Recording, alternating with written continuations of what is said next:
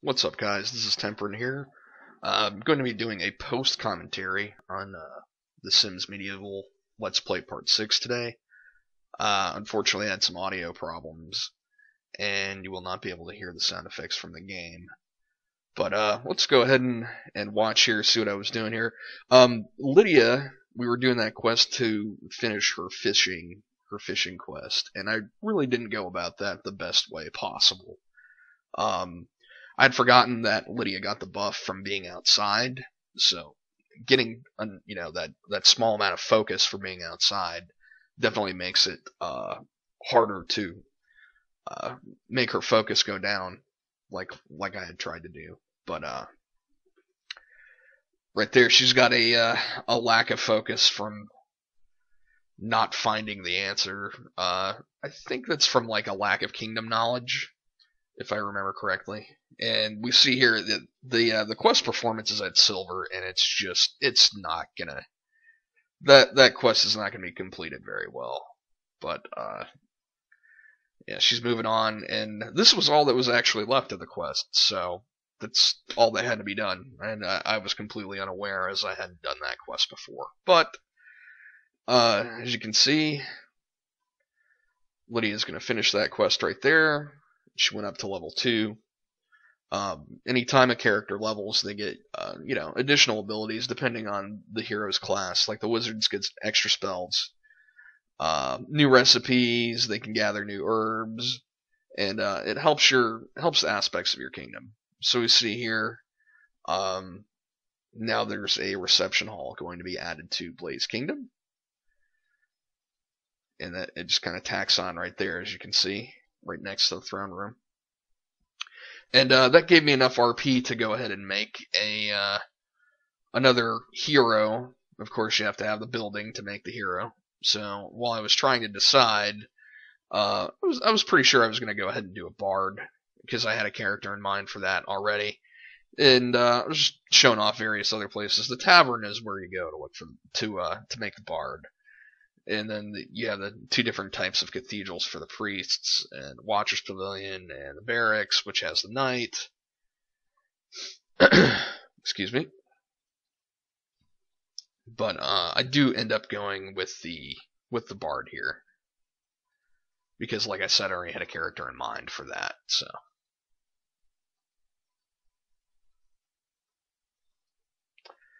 So opening that up, create a new bard.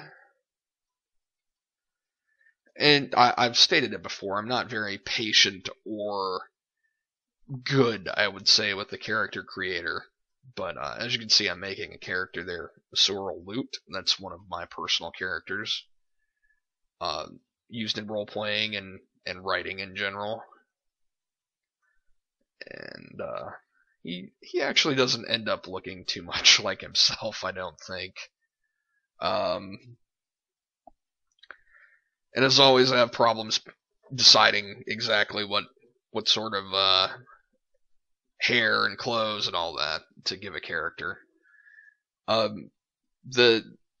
I had mentioned it before, I believe, in one of the other earlier videos, but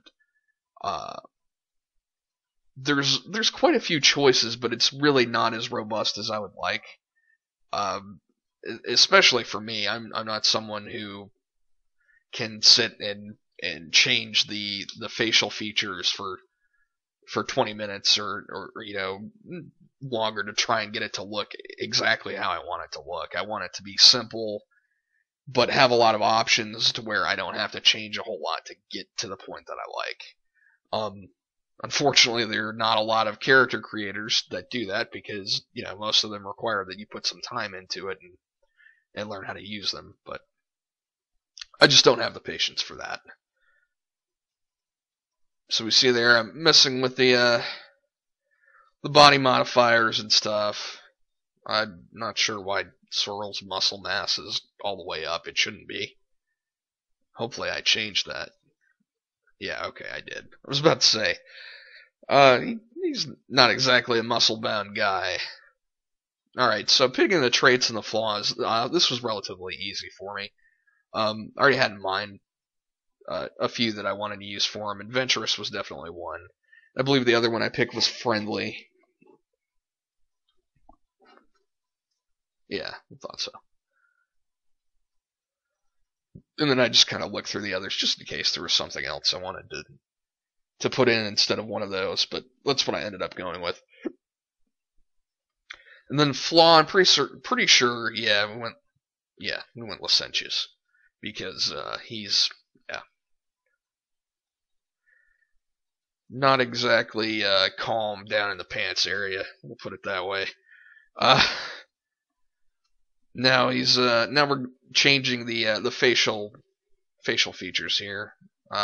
Yeah, I was gonna say didn't have the eye color right, so it's still not quite right. Hopefully, I actually made that a little bit more vivid. Not sure if I did or not, though.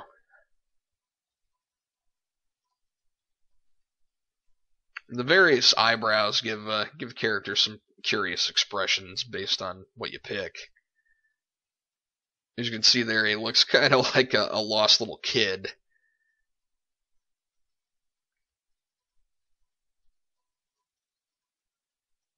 I prefer normally to have them more like what they're sitting at now. It just looks like more of a neutral expression to me. Whereas if you pick something where their eyebrows are much higher up, it looks like they're surprised or things like that.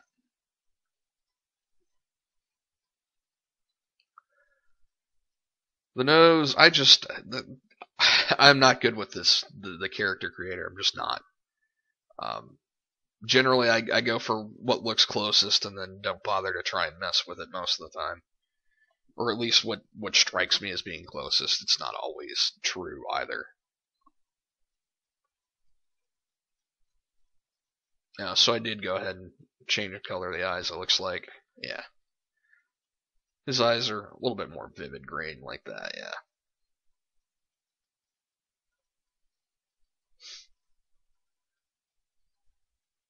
Eventually, at some point, I'm just gonna give up here. That's what'll happen. I'll be like, okay, pick that, and then trying to mess with a couple things, and I'll be like, okay, never mind. I'm just gonna play. That's generally what ends up happening for me, anyhow. The only game I played where I made a really good representation of this particular character, I thought was Aeon, and I actually didn't play that. I actually just made a character on it on someone else's account just to mess with the character creator, and ended up looking very good. But the Sims isn't quite as robust as that is. That was an odd looking face for him just there a minute ago.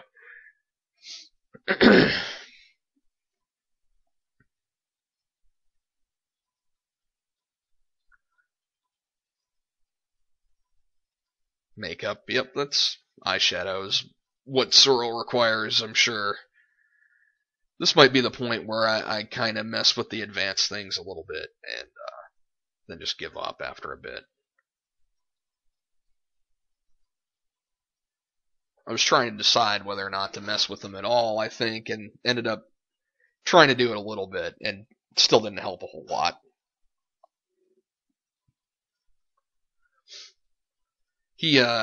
Sorrel definitely did not end up looking like what I wanted him to look like, but I've kind of just accepted that that's going to be a fact anytime I try and make a character.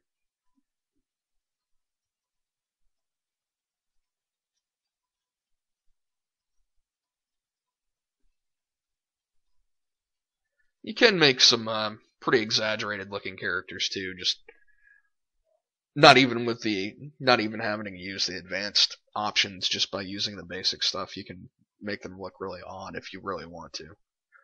I prefer not to do that, but I'm sure people have funny looking Sims out there that amuse them. I guess I got to the point where I was just kind of like looking at him and I was like, I don't know. It ended up we changed the jaw width there. I don't remember if I changed anything else. It might have changed the nose a little bit, and then looked at the lips, and then stopped and went back to playing. Character creation is not exactly the most intriguing thing in the world. Uh, at least when someone who doesn't know what they're doing, like me, does it.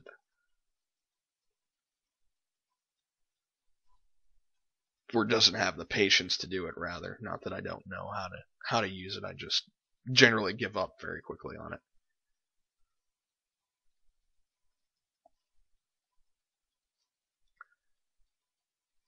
Yeah, I thought I did mess with the nose a bit. I was thinking I had, but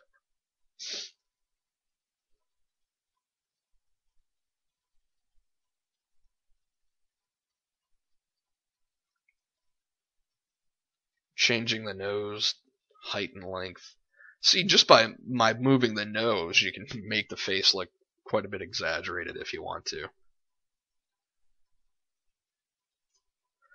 He definitely looks closer than he did at the start of when I was making him, but still doesn't really look too much like Sorrel, I don't think. He's I guess he'll just be the visual representation of him in the game, even though it's not that great.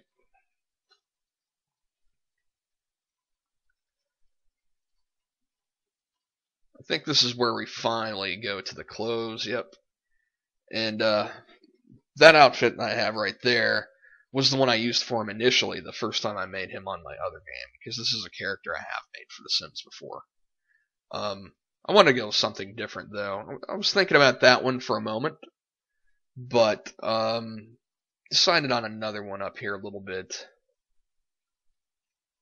Yeah, this is the one I decided to go with.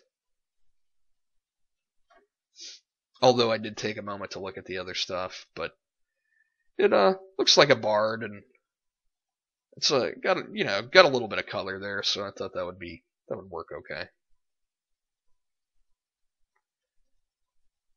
I don't know why I looked at randomize for a moment, but okay.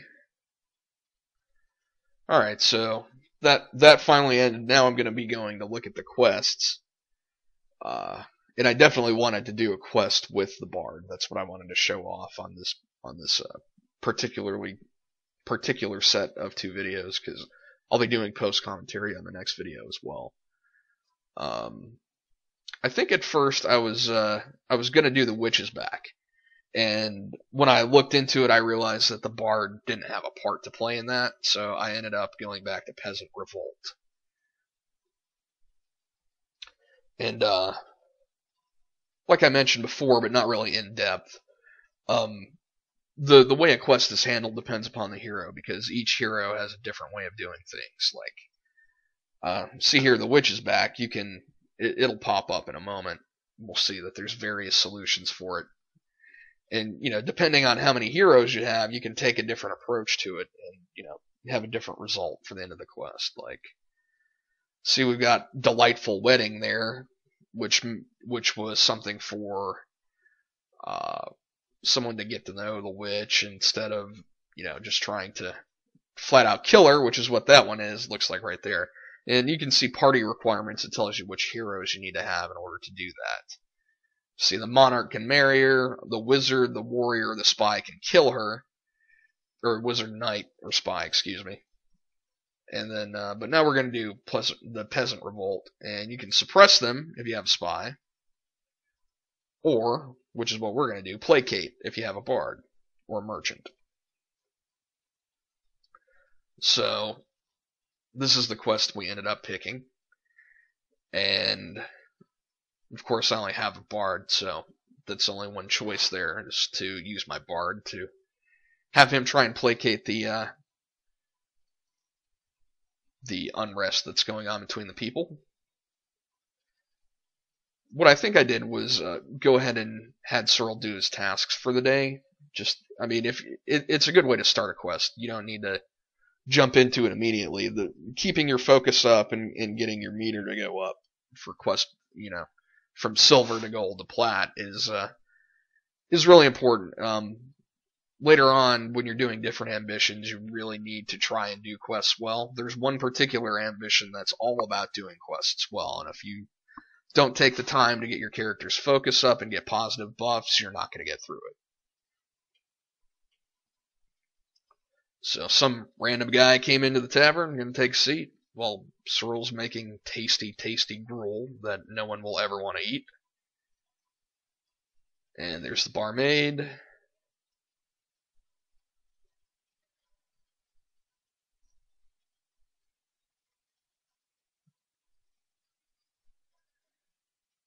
Why Cyril decided to sit on the stool and not at a table, it's hard to say. And if you notice, it looked like he was eating gruel with his hands. That looks like it would be difficult.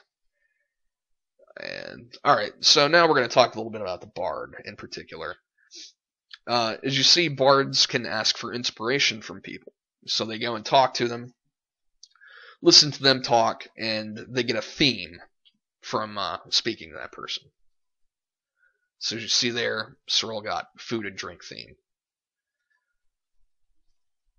Now you use those themes to compose songs, plays, or poems, and the bard can perform any of those, or they can sell them for money. And as it's fairly easy to get inspiration, it's not an awful way of making money, but that's not the optimal way of making money. Compliment ankles, which is, that's what you do when you're flirting with someone. You compliment their ankles, of course. Alright, so he's still getting inspiration there. Finally finished that, so his other task was to practice his lute for 2 hours, I believe. It popped up there a minute ago, and I forgot what it said. Yeah. So, I just fast-forwarded through that. I mean, all it is him standing there. As you can see, though, he gets experience for doing it. The bard gets experience for performing or practicing, so.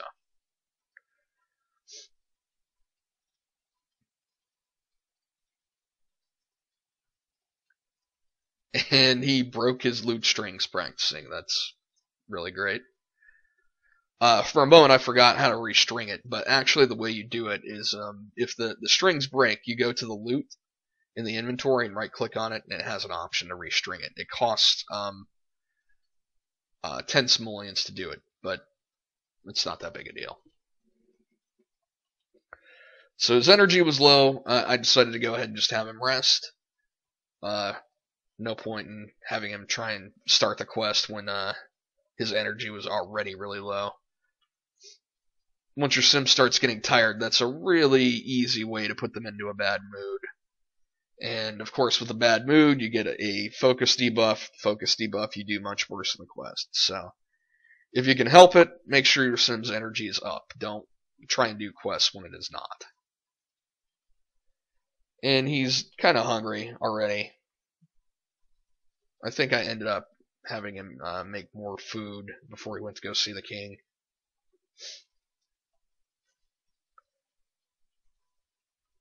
Back to the bards, though. The archive up there is where a bard writes their poems and their songs and their plays. Basically, you sit there, you take a theme, and you take a number of themes. Usually, it's not just one, and then you make a title for it, and then the bard performs it later on whenever you tell him to. So he's making his gruel there. And left it like an idiot. And then I clicked the wrong button, zoomed myself out, which I did not mean to do. And then he sits at the table and completely ignores the food he made. I had a moment here where I was getting a little frustrated that I zoomed out. Might have swore here on the initial commentary, but I tend to have that issue once in a while. And now he's sitting there drinking instead of eating his gruel because he's a smart guy. All right, so his hunger is taken care of. You see his focus meter is really high up there, which it makes your level of quest progress go up really fast. So he's going to go talk to the king and actually, get started on this quest. And we are going to follow him. I think we have him go to the town square. Yeah. As you can see, Lydia's walking around inside the castle there, which is another cool touch. Is like, once you make a sim, they're there. They're not just when you're doing quests and then they're gone. And you can have your sims interact with them and everything. But for now, we're going to go ahead and wrap up. We'll resume here in the town square with Cyril trying to continue the quest. Thanks for watching, guys, and I will see you next time.